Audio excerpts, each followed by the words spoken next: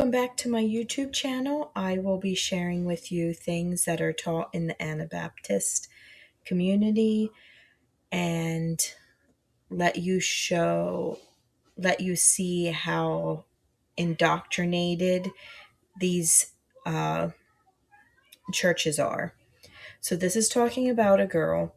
And when you sleep, either be sure your door is closed or you are properly clothed or covered.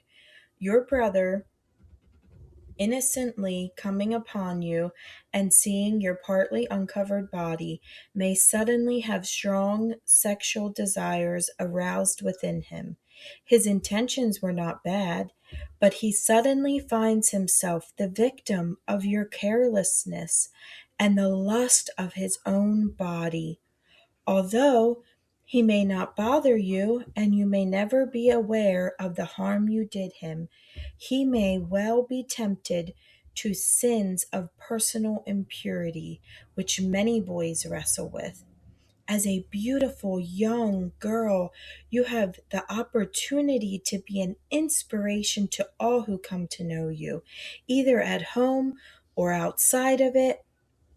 One of the greatest treasures that can be found upon the earth is a pure virgin, obedient to her parents, cheerful and willing to work, but reserved and modest, growing in maturity and favor before God and man.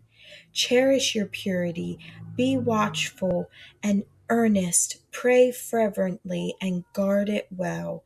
God will bless you and help you as you do so. So this few paragraphs pretty much says be submissive. You are the reason if anybody sins or anything is done to you, it is because you. Okay, we got one for the men. Many Mennonite men in conservative churches have not worn a suit coat since Bible school. This is a problem, folks. Many churches have switched to vest or no jacket at all. In our churches, we ask our young men to wear suits at their wedding. Many of the young fellows chafe about it, but most quickly comply to keep the peace and get off to happily ever after with the young lady of his dreams. If men are careful and discerning, they can still purchase clothes that are modest and help them to identify with the redeemed. But modest clothing does not include loud shirts or pants, belt buckles, cowboy boots, 10-gallon hats or sombreros, nor very expensive and very cool sunglasses that are used mostly for adornment. Men need to identify with their modest and godly wives and daughters. They should hold their heads high and be counted with the redeemed instead of slouching along in the shadows afar off when in public with modest, separated, or called apart ladies. Sometimes I think that Christian women get tired of carrying the modesty load. Amen. And simplicity load alone.